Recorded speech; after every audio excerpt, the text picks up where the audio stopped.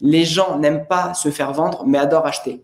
Et en fait, en donnant énormément de choses, les gens sont déjà convaincus par la qualité de nos services et par ce qu'on peut leur apporter et aussi avec notre offre que eux, ils sont même contents de venir acheter.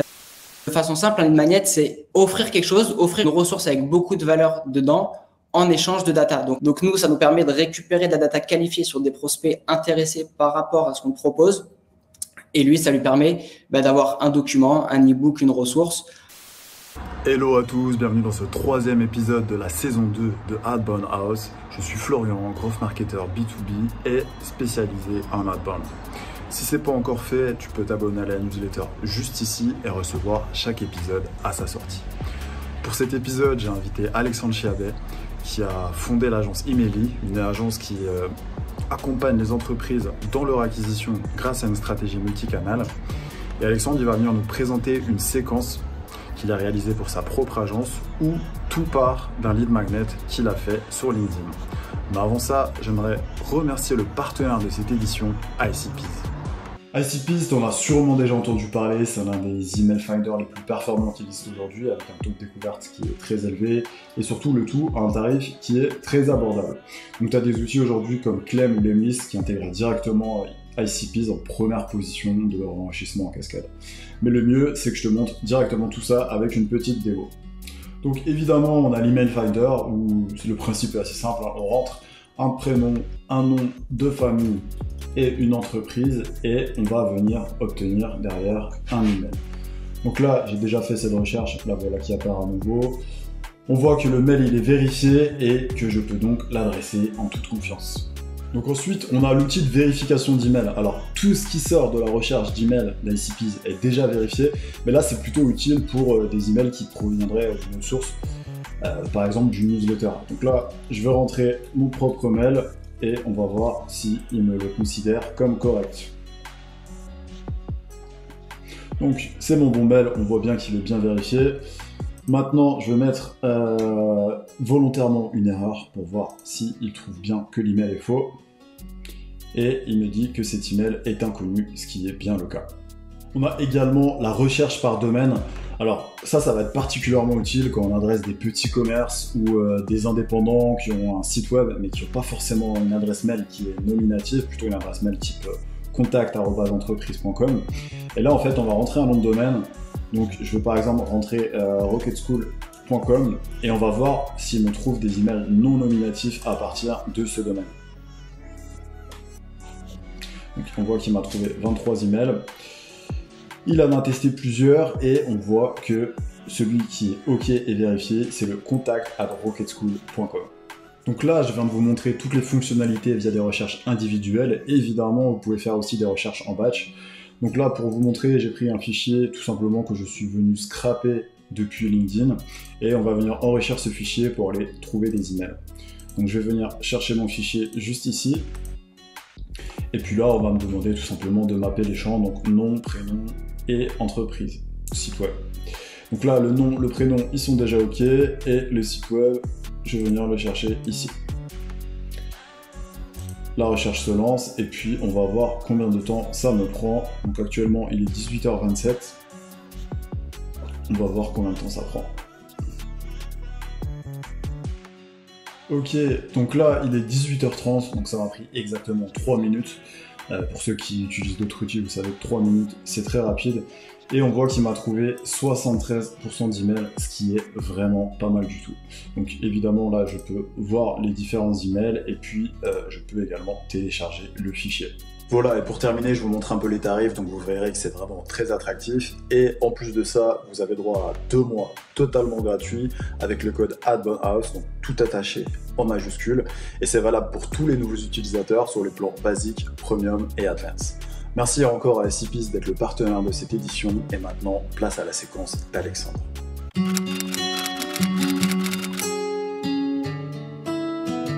Salut Alexandre, écoute, je suis très content de t'avoir sur cet épisode de Outbound House. Aujourd'hui, tu vas nous présenter une séquence qui mêle du contenu LinkedIn, de la prospection et de l'email nurturing. Écoute, je te laisse commencer par donner un peu de contexte sur tout ça. Yes, écoute, merci beaucoup pour l'invite. Donc, l'idée, c'est vu que nous, on est une agence d'acquisition client et qu'on aide nos clients à trouver des clients sur une stratégie multicanal, là, on s'est focus sur LinkedIn et il y a une partie de notre stratégie qui consiste à créer des lead magnets. Donc, ce qu'on fait pour nous, on le fait aussi pour nos clients. Donc là, on a créé exactement un lead magnet pour nous sur notre activité pour générer des leads. Ok, top. Est-ce que tu peux, s'il te plaît, définir pour ceux qui ne sauraient pas ce que c'est, qu'est-ce qu'un lead magnet? De façon simple, un lead magnet, c'est offrir quelque chose, offrir une valeur, enfin une ressource avec beaucoup de valeur dedans en échange de data. Donc, en fonction de ta cible, on peut demander des adresses mail, des numéros de téléphone. Mais maintenant, les gens sont habitués. Ils savent que pour récupérer un contenu avec de la qualité, ils donnent un petit mail en échange. Donc, nous, ça nous permet de récupérer de la data qualifiée sur des prospects intéressés par rapport à ce qu'on propose. Et lui, ça lui permet d'avoir un document, un e-book, une ressource en rapport et qui répond à des problématiques qu'il a actuellement. Donc, en gros, l'avantage pour lui, c'est qu'il gagne beaucoup de valeur. Et l'avantage pour nous, c'est qu'on récupère de la data de gens intéressés par notre produit, vu qu'ils ont ces problématiques-là de leur côté. Ouais, et c'est ce que tu vas exploiter derrière. Écoute, pour que ce soit plus concret, je te propose que on va de ce pas partager ton post LinkedIn pour qu'on voit un peu ce que ça donne. Alors, je partage ton écran. Yes, le voici. On va pas trop s'attarder sur le copywriting LinkedIn, etc. parce que c'est pas l'idée ici. Mais en gros, ce qu'on voit, c'est que là, tu me proposes une ressource. C'est ça. Pour obtenir cette ressource, il y a deux actions qui sont attendues. Voilà, c'est ça. En fait, nous, on l'avait déjà fait avec une stratégie sur le cold email, donc une formation sur le cold email, et ça avait énormément marché. Et vu que dans la stratégie, on a LinkedIn pour trouver des clients et qu'on propose ça aussi à nos clients, on s'est dit pourquoi pas faire pareil. Donc, ce qu'on a fait avec le cold email, pourquoi pas sortir une formation LinkedIn. Donc là, c'est assez simple. J'offre une formation LinkedIn, donc un petit titre accrocheur. On a mis les 4 points qu'on aborde dans la formation et le plus important, pour recevoir ce document, voilà, ajoute-moi sur LinkedIn et commente LK. Donc LK, c'est l'abréviation de LinkedIn sous ce post. Donc là, après, on peut voir que sur le post, on a 413 commentaires. Donc, vu que nous, on a répondu quasiment à tous les commentaires, on divise par 2, donc ça fait à peu près 200 commentaires uniques. OK. Et après, on a tout simplement scrappé les URL de toutes les personnes qui ont commenté ce post-là et on les a retargetés, donc on les a recontactés avec une automatisation de la grosse machine ensuite. Ok, super. Écoute, super clair. Je pense que voilà, si quelqu'un ne savait pas ce qu'est un lead magnet, il a pu le comprendre ici. Et donc derrière, tu les adresses via la growth machine. Écoute, on peut passer directement à ta séquence sur la growth machine. Ce qui est intéressant, simplement pour s'arrêter là-dessus, c'est vrai que là, pour le coup, c'est pas vraiment de la prospection à froid comme on peut l'entendre, puisque c'est des gens qui te connaissent déjà. T'as un vrai intent parce que c'est eux qui ont fait la démarche d'aller commenter ton post. Donc en fait, ils s'attendent déjà à ce que tu les contactes à ce stade. C'est pas vraiment à froid. Ouais. C'est ça. Et donc, en fait, après l'intérêt, donc là, je te montre la séquence, la grosse machine. Donc, elle est bateau, 3 messages, OK, dont un voice au milieu. OK, la grosse machine, c'est le seul outil qui permet de faire des voice. Et ça humanise pas mal la chose. Je te montrerai aussi. Il y a l'Emif maintenant encore. Il y a l'Emif qui permet de le faire, mais depuis très peu. Ouais. OK, alors voilà. Que la grosse machine, c'est déjà en place depuis quelques mois. Fin d'année dernière, il y avait déjà. Donc, nous, on avait switché là quand il y avait eu pas mal de bugs avec Wallaxy. C'est pour ça qu'on est allé sur la grosse machine. Et du coup, je te montrerai, vu que le voice, il marche pas mal, j'ai eu un excellent retour. Je l'ai pris en capture d'écran, donc je pourrais te le montrer après. Tu veux que je te montre la séquence ? Ouais, écoute, je te propose qu'on prenne la séquence étape par étape. Donc, première étape, on voit que tu visites le profil de la personne et derrière, tu lui envoies donc une note d'invitation.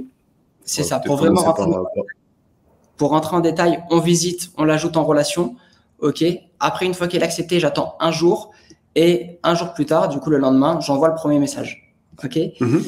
Le premier message et le contenu des messages, ils sont ici.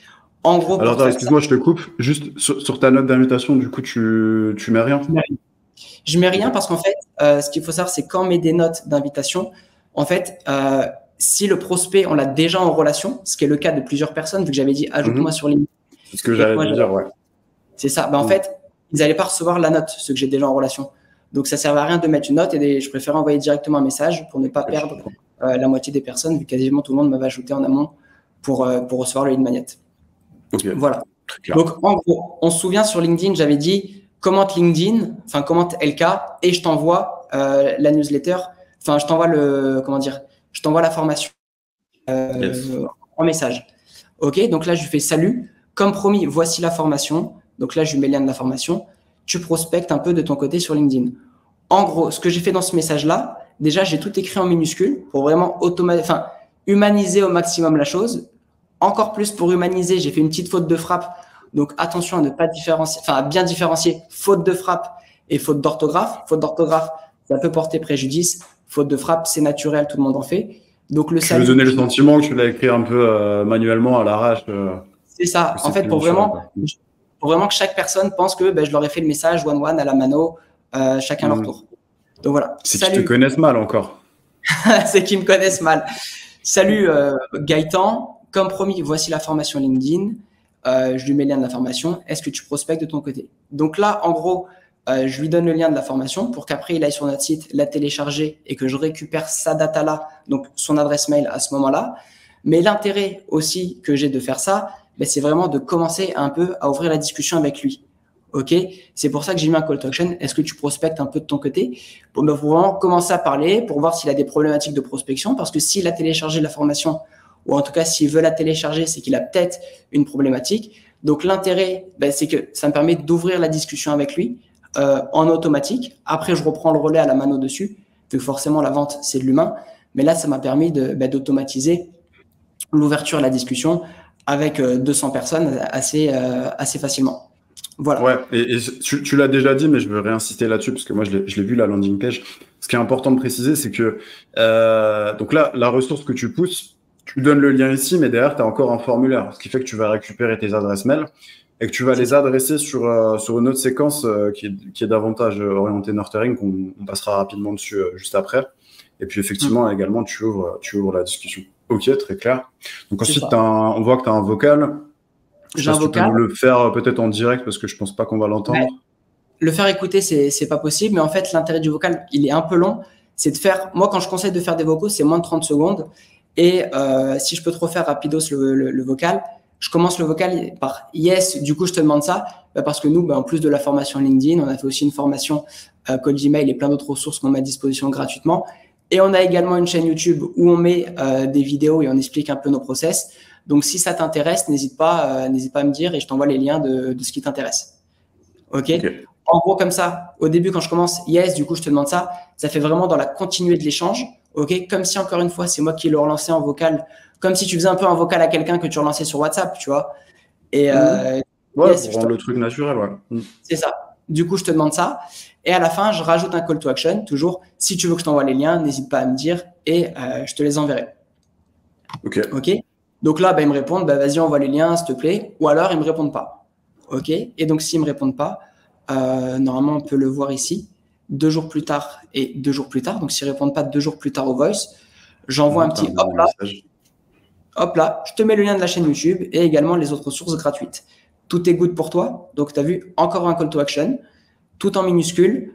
Dans les relances, je mets jamais de salut Gaëtan, vu que j'ai déjà mis une fois son prénom. OK. Petite abréviation sur YouTube pour faire un petit langage décontracté presque entre nous, quoi, tout simplement. Et on le ressent sur toute ta séquence, de toute façon, ce côté, à la cool, clairement. OK. C'est ça, c'est des messages one-one, c'est des gens sur LinkedIn qui veulent un peu qui veulent un peu de ressources, etc. Donc, avec plaisir pour leur donner. Après, forcément, si c'est une campagne, on s'adresse à des médecins ou à des avocats, jamais de la vie, on pourrait se permettre de...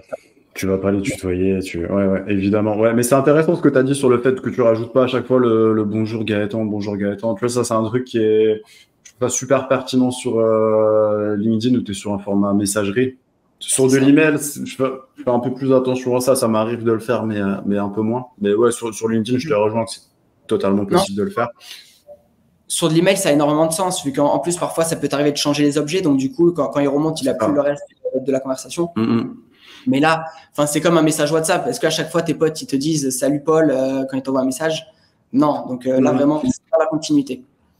Et puis ce que tu me disais sur ta chaîne YouTube aussi, là, parce que sur ton dernier message, tu as le lien, c'est que toi, dans le cadre de ta stratégie, tu fais ça pour ajouter un côté un peu humain, que les gens te voient.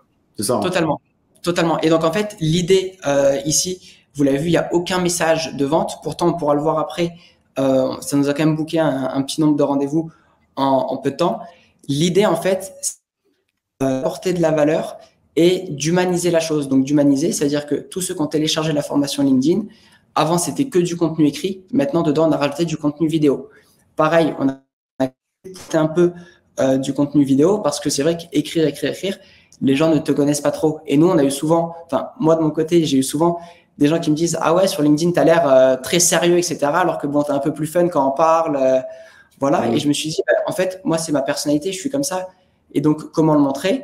Et je me suis fait la réflexion quand je faisais que voir des vidéos, tu sais, de Yomi, de Oussama, partout sur YouTube, sur TikTok. Ah bah oui, c'est sûr que tu peux les voir, ouais.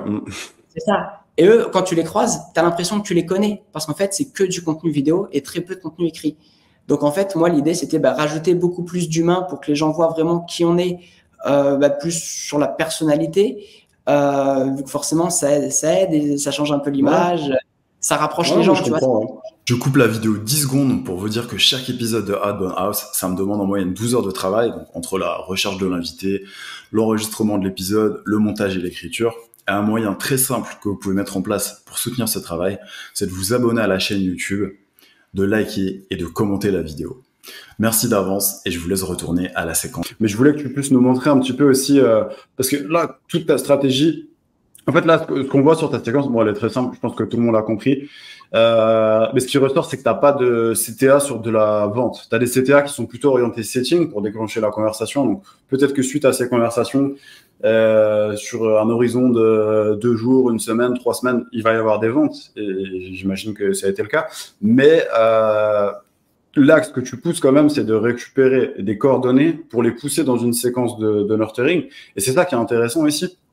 Du coup, est-ce que tu peux nous montrer, on va pas faire toute la séquence de nurturing, mais est-ce que tu peux la montrer rapidement, qu'on voit à quoi ça ressemble? Ok, donc du coup, voilà. Donc en gros, c'est assez simple. La personne, elle arrive sur le site, elle remplit coordonnées, donc nom et email. Et donc du coup, là, ici, on active un trigger, ok, sur l'outil. Et dès que la personne met le trigger, elle reçoit ce premier mail, ok, elle reçoit la formation LinkedIn. En gros, je rentre rapidos dans le message. L'idée, c'est assez simple. Un grand merci d'avoir téléchargé notre formation. Tu peux la retrouver ici. Et dès demain, je te balance une série de 4 mails exclusifs regorgeant d'astuces pour dynamiser ta prospection LinkedIn. Assure-toi de vérifier ta boîte de réception. Et un petit teasing, reste attentif. Une surprise t'attend à la fin de la semaine, donc à la fin des 4 mails, à la fin de cette semaine enrichissante. Voilà. Donc, j'envoie ça. Il reçoit un premier mail. OK, pourquoi poster sur LinkedIn? Un deuxième mail 18 heures plus tard pour comprendre le social warming. Un autre mail où là, j'ai oublié de changer l'objet, mais c'est un autre mail pareil où on lui apporte de la valeur. Là, tu apportes de la valeur dans ces emails. Là, t'es en mode formation, quoi. Exactement. En fait, l'intérêt, c'est que je lui apporte énormément de valeur dans la formation, le document qui télécharge dans le mail 1. Et en plus de ça, je rentre dans d'autres points, ou alors je rentre plus précisément dans des points dans cette série de mails-là. Comme ça, j'apporte énormément de valeur dans la formation et j'apporte de la valeur ici. Ce qui fait que quand on arrive ici, à la fin du dernier mail, la personne, honnêtement, si elle n'a pas confiance en moi ou en ce qu'on peut lui proposer, c'est que vraiment, il y a une problématique et que j'ai mal fait mon boulot. Mais je lui ai tellement apporté de valeur qu'à ce moment-là, le cadeau que je lui propose à la fin, c'est de faire un appel avec nous, d'échanger. On lui offre une demi-heure de coaching ou une demi-heure d'échange sur son acquisition. Et donc, voilà le call to action. N'hésite pas à prendre rendez-vous si ça t'intéresse. Mais encore une fois, avec la valeur qu'on lui a apportée dans les mails au-dessus et la valeur qu'on lui a apportée dans la newsletter, plus sur YouTube s'il a checké, plus sur les posts LinkedIn s'il a checké, honnêtement, on a un taux de prise de rendez-vous qui est pas mal. Mais surtout, ce qui est pas mal, c'est la qualité des rendez-vous et le taux de closing de ces rendez-vous-là qui viennent. Ouais, et donc, tu préfiltres en amont avec ton contenu. Mais juste, si on peut s'arrêter là-dessus, parce que c'est intéressant, du coup, ton call to action, tu le tournes pas comme un appel de vente. Je sais pas, comme un appel de vente ou prise de découverte. C'est un coaching gratuit, même si évidemment, je me doute bien que tu prends quand même, tu notes bien les besoins là-dessus et que forcément, ça va dans le cadre de ton cycle commercial. Forcément, ça va être une étape clé. Mais en tout cas, tu le tournes comme un coaching et tu continues d'apporter de la valeur durant ce call. C'est ça. Et même pendant le call, on apporte de la valeur vu que l'idée, c'est pas de lui mettre une feinte et de lui dire viens un appel de coaching et quand il arrive ça marche pas comme ça. Si on lui apporte de la valeur, En fait, encore une fois, tu vois, le fait de l'avoir en visio one-one, ben, on monte notre expertise et ça rajoute de l'humain. C'est la base de la vente. Et autre chose qui est important, c'est qu'au bout d'un jour, OK, je l'ajoute dans une bucket list. OK, moi, j'ai appelé ça bucket list. En gros, ajouter dans le bucket list et je le supprime de cette liste-là. Parce que après, je l'ajoute dans. Donc, la bucket list, c'est la liste qui reçoit notre newsletter tous les lundis. Comme ça, après, je continue de le retargeter avec une newsletter full valeur tous les lundis. Et donc, forcément, ben, on apporte de la valeur. Et c'était le cas exactement la semaine dernière où on a eu un client. Il avait téléchargé la formation Cold Email. OK, donc pas LinkedIn, mais Cold Email. Il a reçu toute cette série d'emails. Après, il a reçu 7 newsletters. OK, donc ça fait presque 2 mois de newsletters. Sur les 7, il en a ouvert 5. Et au bout de la 5e, il a pris rendez-vous. Et ça a été closé dès le rendez-vous. Parce qu'il avait. Ouais, c'est intéressant ça. Qui savait déjà, en fait, je pense que lui, il savait déjà qu'il allait acheter quand il venait. Et en fait, nous, un peu notre strat, c'est, j'ai entendu un jour une phrase qui disait « Les gens n'aiment pas se faire vendre, mais adorent acheter ».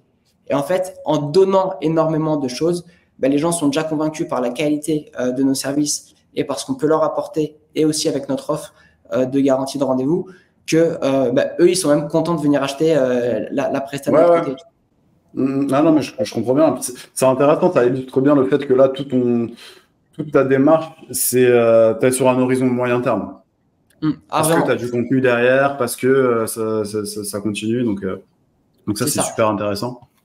C'est ça. Et en fait, puis, si je peux rajouter un truc sur notre strat, ce qui est pas mal, c'est que c'est une strat multicanal. Donc, cold email, LinkedIn, le lead magnet et la newsletter de retargeting. En fait, c'est du multicanal. LinkedIn et cold email, bon, bah forcément, dès que tu envoies un message LinkedIn de prospection ou un cold email de prospection, bah, dès le premier message, tu peux avoir une demande de rendez-vous de la part d'un prospect. Donc, tout ça, ça ramène des rendez-vous à court terme. Mais après, on sait que les gens ils closent en moyenne 30% des rendez-vous. Donc, c'est quand même bête de perdre 70% des prospects que tu as en rendez-vous. Et c'est pour ça qu'on met une newsletter de retargeting sur tous ces gens-là. Parce que retargeting, si la personne en face n'achète pas, c'est parce qu'elle n'a pas confiance en toi, en ta solution ou en l'application de ta solution. Et donc, en fait, on le retarget, on le garde au chaud dans la boucle, on continue de lui apporter de la valeur et quand il se sent prêt, lui, il reprendra rendez-vous. Et ça permet d'éviter de perdre 70% et d'en rattraper certains. Tu le retargetes aussi via ton contenu LinkedIn, parce que la personne, a priori, elle est connectée avec toi, mais effectivement, je comprends bien l'intérêt d'avoir la newsletter en parallèle. Écoute, si tu veux, je pense que c'est super clair là sur ta séquence. C'est bien, on a pu illustrer un peu ça. Regardons déjà dans un premier temps ce que ça a donné au niveau des résultats sur la Growth Machine. Les stats. Ouais, les stats. Yes. Les stats, ouais, c'est cette part-là. Donc, tu vois qu'on a 226 personnes, ouais. C'est ça. On a lancé la campagne le 5 mars. Aujourd'hui, on est le 19, donc ça fait 14 jours, tout rond. Ça fait 2 semaines, tout rond. Donc voilà, sur les 226, on en a contacté 150. Donc là, forcément, les gens, les gens, tu as un gros taux d'acceptation, évidemment, qui est supérieur à la moyenne. Parce que à la base, les gens t'ont demandé de te l'envoyer, en fait. Donc, c'est ça. Donc c'est normal.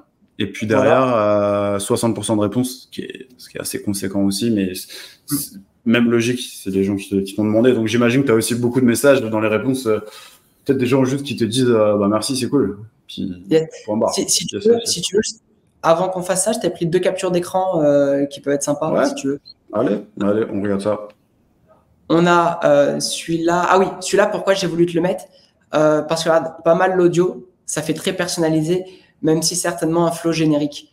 Ça m'a poussé à réagir, donc good job. Donc même lui, il a su, tu vois, c'était automatisé, mais il s'est dit c'est tellement bien automatisé que vas-y, je réponds.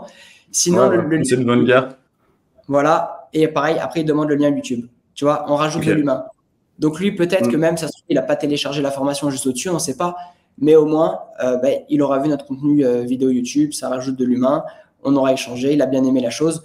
Et donc ça, typique, quelqu'un qui a été convaincu par la qualité de notre approche, encore une fois, s'il vient en rendez-vous, on lui dit, regarde, toi, t'es venu en rendez-vous parce que tu t'es fait un peu avoir par la prospection automatisée. Donc, qu'est-ce qui fait que les gens, si on fait ça pour eux, par rapport à ta cible, ne pourraient pas tomber dans le piège? Enfin, tu vois, c'est un peu une logique. Oui, tu montres ce que tu fais, en fait. Donc, ça c'est intéressant. Et puis, ce qui est intéressant aussi, c'est que, là, tu vas nous montrer un autre exemple encore, mais c'est que, en tout cas, dans tes messages, là, tu n'essayes pas de les amener directement vers l'appel de vente ou le coaching.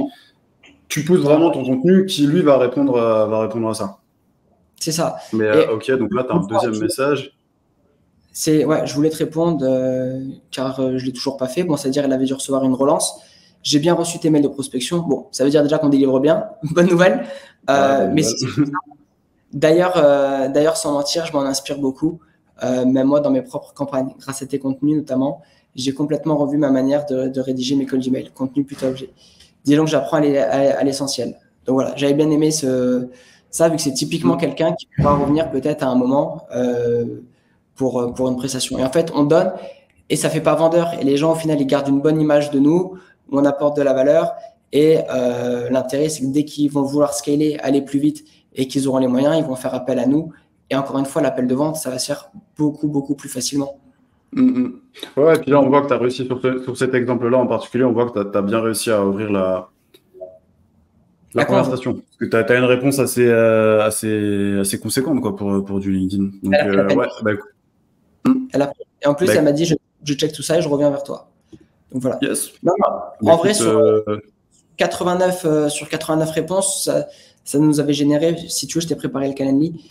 Ouais, j'allais y venir justement. Regardons sur Calendly. Donc, encore une fois, juste pour redonner la globalité de ce que tu as mis en place, il faut pas voir ça comme le lead magnet plus la séquence LinkedIn qui a généré tous ces rendez-vous. C'est vraiment la totalité du truc. Le lead magnet, la séquence la growth machine sur LinkedIn, le contenu que tu fais par email avec la séquence de 4 ou 5 emails, la newsletter derrière qui part tous les lundis, et en plus de ça, ton contenu LinkedIn de manière générale et ta chaîne YouTube. C'est vraiment un tout. Mais si on remonte jusqu'au lead magnet, là, est-ce que tu peux montrer un peu du coup ce que ça a apporté en termes d'appel? Je mets les dates, j'applique. Je vais CTRL F comme ça. Enfin, je vais CTRL R. Je refresh comme ça, voilà. Sur les dates du 5 au 18, OK. On a 31 rendez-vous qui ont été générés, OK, sur cette période-là. Une augmentation de 10% par rapport aux 14 derniers jours. Si on fait les stats, on voit qu'on a 11 rendez-vous clients. Donc, ça, c'est des clients qui sont déjà clients de l'agence et qu'on a un better call. Donc, ça veut dire qu'on a 12 rendez-vous qui ne viennent pas de nouveaux prospects ou de personnes intéressées. Donc, si on fait 31 x 12, bah, ça fait 19. Bah, pas mal du tout. Donc, 19, sachant que tu avais contacté à la base 220 personnes dans ta séquence. Ouais. 226. Ouais, non, 150. 150 qui... Oui, ceux que tu as contactés. Ouais, ok. Ouais, tu vois, ça fait un peu plus de 10%. Un peu plus de 10%. Quand tu regardes, on le voyait ici, t'en as qui sont en attente encore. T'en as qui... Voilà, 19, oui, c'est pas encore fini. Ça veut dire, là, tu nous as montré... C'est vrai que souvent, sur Adbone House, on montre des trucs, tu sais, qui sont... Attends, je vais arrêter le partage d'écran. On montre des trucs, des séquences parfois qui ont 4, 5, 6 mois. Là, pour le coup, tu as montré un truc qui est vraiment frais, qui est encore en cours. Donc, potentiellement, tu peux avoir des résultats encore meilleurs que ce que tu nous as montré. Mais non, bah écoute, merci beaucoup, Alexandre, pour le partage. Franchement, super intéressant. Vraiment, c'était intéressant de voir ton truc dans sa globalité, quoi, tout un écosystème. Et puis, ça illustre, tu sais, souvent, on parle des liens entre le contenu et la prospection. Ça reste un peu abstrait. Là, je pense que tu as rendu ça très concret à travers une séquence qui paraît simple, mais j'imagine bien quand même qu'il y a du taf derrière et qui peut être appliqué quand même dans pas mal de cas de figure. Donc merci pour tout ça. Et puis, ce que je te propose pour clôturer l'épisode, c'est s'il y a des gens qui voudraient te contacter ou regarder ce que tu fais, c'est le moment de faire ta pub, de dire comment les gens peuvent te contacter. Bah, c'est très simple. Hein. Juste en dessous, normalement, vous voyez mon nom qui s'affiche, Alexandre Kiabaye, CHIABAI. Donc, autant sur LinkedIn que sur YouTube, n'hésitez pas à aller regarder un peu les vidéos, le contenu qu'on fait. Et je pense que vous allez pouvoir choper pas mal de tips sur votre acquisition. Et l'idée, c'est d'avoir des trucs directement applicables. Donc, les vidéos YouTube, elles durent même pas 10 minutes. Et à la fin, vous pouvez directement mettre à jour votre système d'acquisition. Donc, n'hésitez pas à les checker. Et, avec plaisir pour avoir des retours aussi sur ce que vous en pensez. Trop cool. Bah, écoute, on va mettre les liens. Ça marche. Eh bien, écoute, merci beaucoup, Alexandre. Et puis, je te dis à bientôt. Ciao, salut. Salut.